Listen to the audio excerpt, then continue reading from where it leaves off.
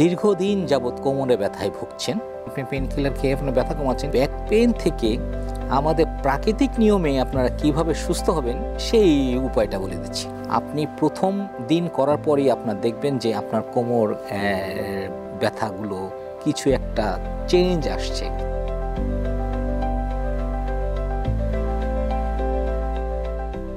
সুপ্রিয় দর্শক মণ্ডলী, শুভেচ্ছা নিন। আজকে আমি আপনাদের একটা আকুপ্রেশারের পয়েন্ট শেখাবো। আপনি দীর্ঘদিন যাবৎ কোমরে ব্যথায় ভুগছেন, আপনার L4 L5 এর সমস্যায় ভুগছেন, আপনার বসা থেকে উঠতে কষ্ট, উঠা থেকে বসা কষ্ট, আপনি দীর্ঘ সময় দাঁড়িয়ে থাকলে আপনার পা ঝিনঝিন করছে, আপনি পায়ের উপর ভর করে বেশিক্ষণ দাঁড়িয়ে থাকতে পারছেন না, আপনি এক পশ্চারে বেশিক্ষণ বসে থাকতে পারছেন না, সব সময় আপনাকে আপনার একটা ব্যাক পেইন আপনাকে কাবু করে দিচ্ছে। যারা ব্যাক পেইনে ভোগেন তাদের অনেক ধরনের ব্যাক পেইন আছে। তো এই ব্যাক পেইন থেকে আমাদের প্রাকৃতিক নিয়মে আপনারা কিভাবে সুস্থ হবেন সেই উপায়টা বলে দিচ্ছি।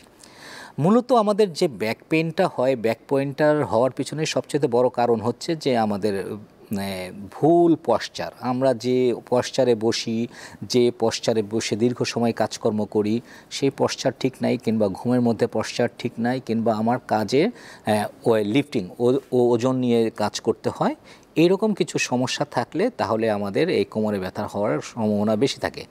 আর এমনিতে যারা দীর্ঘ সময় ডেস্কে বসে কাজ করেন তাদের এই কোমরে ব্যথাটা একটা স্বাভাবিক সঙ্গী হয়ে দাঁড়ায়। তো এইরকম একটা সমস্যায় আপনি এই কোমরে ব্যথা কিভাবে সারবেন?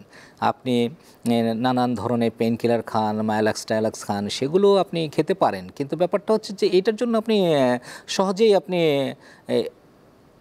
সমস্যা থেকে বেরিয়ে আসতে পারবেন না। আপনার ব্যথা কমবে, ব্যথা কমার জন্য আপনি পেন কিলার খেয়ে যাচ্ছেন, আপনি পেন কিলার খেয়ে আপনার ব্যথা কমাচ্ছেন, কিন্তু আপনি করুন। এটার জন্য সবচেয়ে ভালো হচ্ছে যে ব্যায়াম। আপনার যদি অ্যাকোরেট ব্যায়াম যদি ভালো জানা থাকে তাহলে আপনি এগুলো করতে পারেন, এবং নির্দিষ্ট কোনো অর্গানাইজেশন কিংবা কোনো ব্যক্তি, কোনো কোচ এর মাধ্যমে যদি আপনি করতে পারেন তাহলে খুব ভালো। আরেকটা হচ্ছে যে আপনার যদি ব্যথা তীব্র হয় তাহলে আপনি ফিজিওথেরাপি করতে পারেন। আর আমি যেটা বলবো সেটা হলো আকুপ্রেশার করতে পারেন। আকুপ্রেশার এমন একটা পদ্ধতি, যে পদ্ধতিতেই আপনি যদি প্র্যাকটিস করতে পারেন তাহলে আপনার কোনো খরচ নেই, আপনার কোনো সাইড এফেক্ট নাই, আপনার জন্য কোনো আলাদা কোনো যন্ত্রপাতির প্রয়োজন নাই। আপনি আপনার হাতটাকে ব্যবহার করেই আপনি আপনার আকুপ্রেশারটা করতে পারবেন। তো যারা কোমরে ব্যথায় ভুগছেন তাদেরকে আমি বলবো যে কোমরে ব্যথায় ভুগলে আপনি L4, বিশেষ করে L4 L5 জনিত সমস্যায় ভুগছেন, তারা আমার হাতটাকে একটু ভালো করে দেখেন। যে আমি এই হাতটাকে এইভাবে দেখাচ্ছি, আপনি এই জায়গাটা আমার বুড়ো আঙ্গুল, এই বুড়ো আঙ্গুলের মাঝখানে হলে যেখানে, এইখানে আমি হাতটাকে ধরবো, ধরে আস্তে আস্তে চাপ দেব। আমি এইখানে যে আমার 3টা আঙ্গুল, এই 3টা আঙ্গুল দিয়ে আমি আস্তে আস্তে এইরকম চাপ দেব। এই চাপটা দিলেই আমি যে জায়গাটায় আমি চাপ দেব আমার তীব্র ব্যথা অনুভূত হবে। কারণ কি, যাদের আকুপ্রেশার জানা আছে তারা জানবেন যে আকুপ্রেশার হলো এমন একটা সাবজেক্ট যেখানে আপনি চাপ দিবেন, যে পয়েন্টে আপনি চাপ দিবেন সেখানে আপনি ব্যথা পাবেন। তো আপনি এখানে চাপ দিলে আপনি যদি ব্যথা পান তাহলে বুঝতে হবে যে আপনি অ্যাকোরেট একটা জায়গায় আছেন, এই জায়গাটায় আপনি আস্তে আস্তে করে চাপ দিবেন। আপনি 2 হাতেই আপনি এইরকম আকুপ্রেশারটা করতে পারবেন। আকুপ্রেশার করার জন্য আপনাকে কোনো যন্ত্রপাতির প্রয়োজন নাই। আপনি সারাদিনের ভিতরে 2 বার আকুপ্রেশার করবেন। এক হাতে সর্বোচ্চ 2 থেকে 3 মিনিট। আপনি 2 থেকে 3 মিনিটের বেশি আকুপ্রেশার করতে যাবেন না, এবং সারাদিনে 2 বারের বেশি করবেন না। আর সপ্তাহে 6 দিন করবেন, একদিন একদম টোটালি অফ। আপনি প্রথম দিন করার পরেই আপনার দেখবেন যে আপনার কোমর ব্যথাগুলো কিছু একটা চেঞ্জ আসছে। আপনি দেখবেন যে হ্যাঁ, আপনার ভালো লাগছে, আপনার কোনো কিছুর প্রয়োজন নেই, আপনি সিম্পলি আপনি এইটুকু করবেন, এবং 2 থেকে 3 মিনিটের বেশি করবেন না। করলেই দেখবেন যে আপনার কোমরটা আস্তে আস্তে ঠিক হওয়া শুরু করবে। আর কোমর ব্যথার জন্য সবচেয়ে বড় বিষয়টা হচ্ছে যে আপনার পশ্চার ঠিক করা। আপনার পশ্চার যদি আপনার ঠিক না থাকে তাহলে আপনার যদি আপনার বসা, আপনার সিটিং অ্যারেঞ্জমেন্ট, আপনার যেখানে আপনি বসে কাজ করেন দীর্ঘ সময়, এগুলো যদি ঠিক না করেন তাহলে আপনাকে যারা দীর্ঘ সময় চেয়ারে বসে কাজ করেন তাদেরকে আমরা বলবো যে প্রতি 30 মিনিট অন্তর অন্তর আপনি একবার দাঁড়াবেন, দাঁড়িয়ে অন্ততপক্ষে 2-3 মিনিট হাঁটবেন, হেঁটে তারপর আবার বসেন। এইটা যদি আপনি করেন তাহলে আপনার জন্য এটা কোনো। আর এখন যারা বিশেষ করে যারা বাইক চালান তাদের কিন্তু তীব্র ব্যথা আসছে কিংবা হতেই হবে, এবং এটা আপনাকে পিছু ছাড়বে না।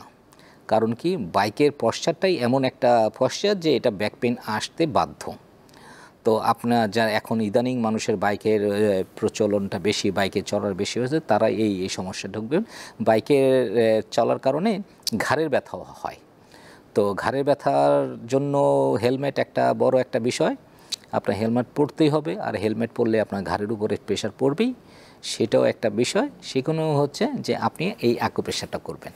আকুপ্রেশারটা করলে দেখবেন যে আপনার কোমরের ব্যথাটা একটা ভালো হচ্ছে, এবং বিশেষ করে মাদেরও এই জিনিসগুলো আবার খুব ব্যথা সঙ্গী হয়ে দাঁড়ায়। এই সঙ্গী হয়ে যাতে না দাঁড়ায় সেই জন্য আপনি নিয়মিত আকুপ্রেশার করবেন। আকুপ্রেশারের সাথে আপনি যে জিনিসটা করবেন সেটা হচ্ছে যে আপনি আপনার খাবারের মধ্যে আপনার লবণ খাওয়ার প্রবণতাটা কমাবেন। আপনার লবণটা হচ্ছে শরীরের ভিতরে, যত লবণ একটু বেশি খাবেন তত শরীরের ভিতরে ক্যালসিয়াম কমবে। ক্যালসিয়াম কমে গেলে স্বাভাবিকভাবে আপনি সাপ্লিমেন্ট খেয়ে ক্যালসিয়াম কভার করবেন, এইটা ঠিক না। এটার চাইতে আপনি বরঞ্চ ক্যালসিয়াম যাতে কম আপনার বের হয় সেটার দিকে আপনি খেয়াল রাখতেন। আপনার শরীরের ভিতরে লবণের পরিমাণটা একটু কমাবেন। লবণ তো আপনাকে অবশ্যই পরিমিত খেতে হবে, পরিমাণের বিষয়টা ঠিকই আছে। সেই সাথে আপনি ক্যালসিয়াম জাতীয় জিনিসগুলো আপনি খাবেন। ক্যালসিয়ামের মধ্যে সবচেয়ে ভালো হচ্ছে টক দই আপনি রেগুলার দুপুরে খাবারের পরে আপনি খেতে পারেন। এটা খেলে আপনার ক্যালসিয়ামটা ভালো থাকবে, এবং ক্যালসিয়ামের সাথে ভিটামিন ডির একটা সংযোগ আছে। ভিটামিন ডির জন্য আপনি সানলাইট আপনি নিতে পারেন, সানলাইটে আপনি থাকতে পারেন। আর ফিশ অয়েল মানে মাছের তেল খেতে পারেন। মাছের তেলগুলো আপনার জন্য খুব ভালো কাজ করবে। তো কোমর ব্যথা শুধু কোমর ব্যথার জন্য না, এই কোমর ব্যথাটা হচ্ছে একটা ফাংশনাল বিষয়। এই ফাংশনটা যদি আপনার ঠিক না হয় তাহলে কিন্তু কোমর ব্যথা বারবার আবার ফেরত আসবে। তো আমরা কোমর ব্যথা নিয়ে যারা ভুগছেন তারা আশা করি এই ব্যাপারটা আপনি খেয়াল করবেন। খেয়াল করলে যদি আপনি আয়ত্তে আনতে পারেন, আকুপ্রেশারটা নিজে করতে পারেন, তাহলে দেখবেন যে আপনার চমৎকারভাবে আপনার দীর্ঘদিনের পুঞ্জীভূত সমস্যা সমাধান হয়ে যাচ্ছে। ধন্যবাদ।